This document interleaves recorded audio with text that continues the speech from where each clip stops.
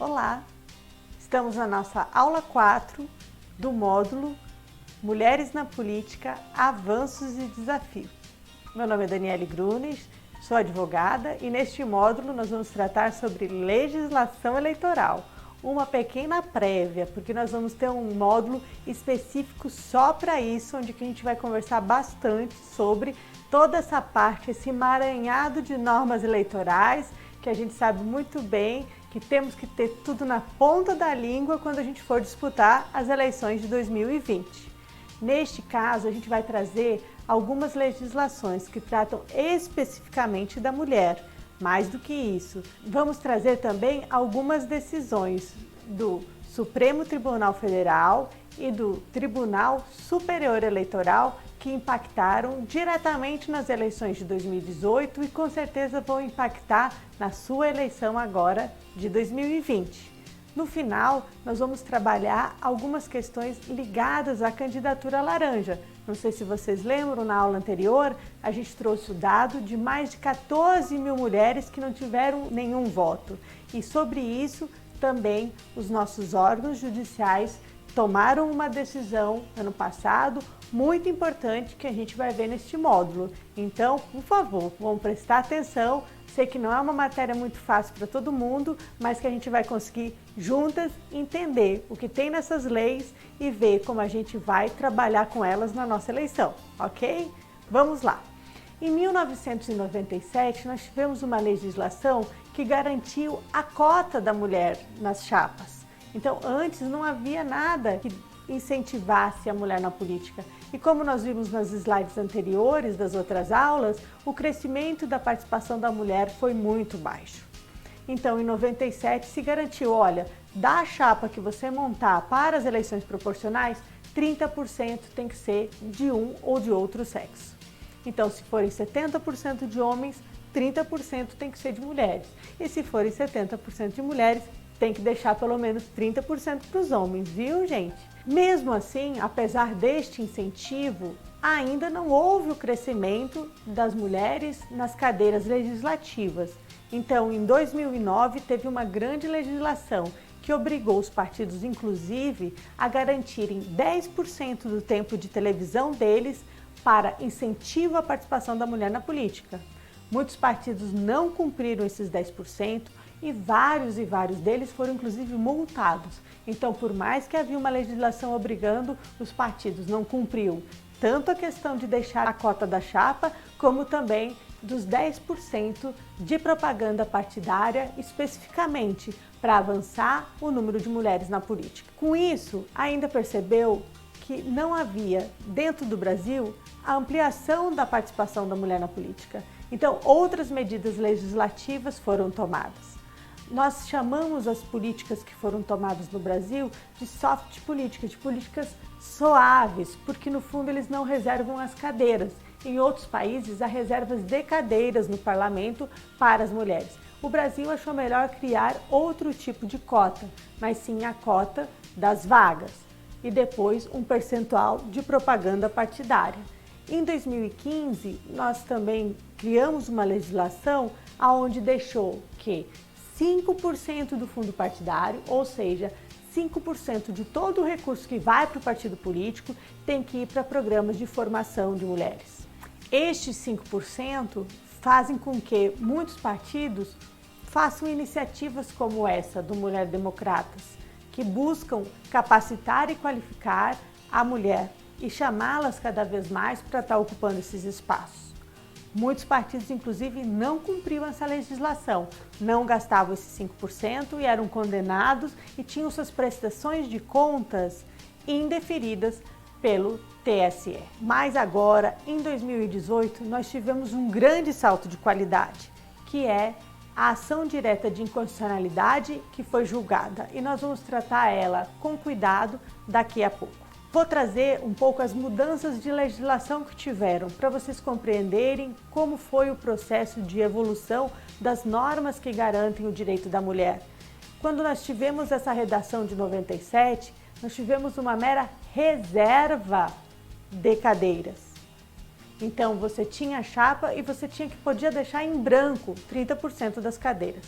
Foi apenas em 2009 que teve obrigação de preenchimento dessas cadeiras. Ou seja, se o partido político não tiver 30% de mulheres inscritas e registradas, o seu registro cai totalmente. Por isso que os partidos buscam mulheres e tem que buscar cada vez mais e criar aqueles espaços onde as mulheres se sintam acolhidas nesses lugares. Uma outra questão muito importante que a legislação trouxe foi esses 10% da propaganda partidária. Hoje não tem mais propaganda partidária, mas quando existia, nós tínhamos que delegar 10% de todo o tempo que o partido tinha para chamar mais mulheres na política, para ajudar a superar as dificuldades que a gente viu muito bem nas aulas anteriores. Um outro ponto super importante são os 5% que devem ser gastos em programas de criação e formação das mulheres e divulgação também das ações da participação da mulher. Isso é muito importante porque nós precisamos dar visibilidade a toda essa atuação das mulheres para que outras mulheres sintam que podem e que venham fazer parte desse processo de ocupar esses espaços públicos que são tão importantes, que realmente decidem a vida das pessoas. Não menos importante, como eu havia colocado, são essas duas decisões de 2018. Nós tivemos uma ação direta de inconstitucionalidade para essa lei de 2009 que eu mostrei anteriormente. Por quê? Porque essa lei ela dizia o seguinte, olha, os partidos têm que reservar de 5% a 15% do fundo partidário destinado às eleições para as mulheres. Só que daí a Procuradoria-Geral da República questionou, ora, mas se você tem 30% de mulheres numa chapa, como você pode deixar o máximo de 15% de recurso partidário para elas? E os ministros do STF decidiram que sim, se o partido economizar dinheiro para as eleições, se são 30% de mulheres na chapa, 30% do fundo partidário destinado às eleições também deve ir para a mulher. Outro ponto que eles decidiram é que esta política afirmativa de incentivo à participação feminina não deve durar enquanto durar a diferença de participação política entre homens e mulheres, porque a lei que foi julgada inconstitucional, ela dizia que seriam apenas 3 eleições. E a gente sabe que em 3 eleições, muitas vezes, a gente não muda esse quadro de ampliação da participação da mulher na política. E também esta decisão fez um outro fator que foi super importante. Ela permitiu que os 5% do fundo partidário não fosse economizado para as eleições, porque o legislador permitiu o seguinte, olha, você pode gastar esses 5% na criação de programas para incentivar a participação feminina na política ou você pode economizar para as eleições. E daí os partidos não gastavam, deixavam tudo para gastar na campanha. Depois dessa decisão, não. Os partidos têm que gastar 5% para trazer as mulheres antes da eleição e não apenas no período eleitoral, quando tem que montar a chapa, não é? E toda essa decisão, ela embasou uma consulta que a bancada feminina da Câmara dos Deputados e do Senado Federal fizeram ao Tribunal Superior Eleitoral. Veja como a nossa participação na política é importante. Por meio destas parlamentares que foram, por causa dos mandatos que nós demos para elas, consultar o Tribunal Superior Eleitoral, é que não só 30% do fundo partidário destinado às eleições, mas também 30% do fundo eleitoral, né, o fundo especial para campanhas eleitorais, que não havia essa regra, também seria destinado para as mulheres. Então, vamos recapitular. Quando o fundo eleitoral saiu do Congresso Nacional e foi sancionado, não havia nenhum recurso destinado para as mulheres. Foi por meio desta consulta que a bancada feminina fez que os ministros do TSE decidiram que, primeiro, 30% do fundo eleitoral também tem que ir para mulheres, já que 30% das chapas são de mulheres. Segundo, 30% do tempo de propaganda eleitoral da chapa proporcional também tem que ir para mulheres, porque senão os partidos não davam tempo para a mulher na propaganda eleitoral gratuita. E outra decisão deles que foi super importante, havendo um percentual maior de candidaturas femininas, também tem que dar um percentual maior de fundo eleitoral, de fundo partidário e de tempo de televisão. Então, são decisões muito importantes que garantiram recurso para as candidaturas das mulheres e, com certeza, impactaram de forma positiva o aumento de votos que nós identificamos na aula passada, não foi? É por meio deste aumento de votos que a gente consegue hoje ter grande esperança que nas eleições de 2020 também nós vamos ampliar o número de vereadoras e de prefeitas no nosso país. Recentemente saiu a resolução que trata do fundo eleitoral. Então, a partir dessas decisões, já na eleição de 2018, 30% do recurso foi para as mulheres.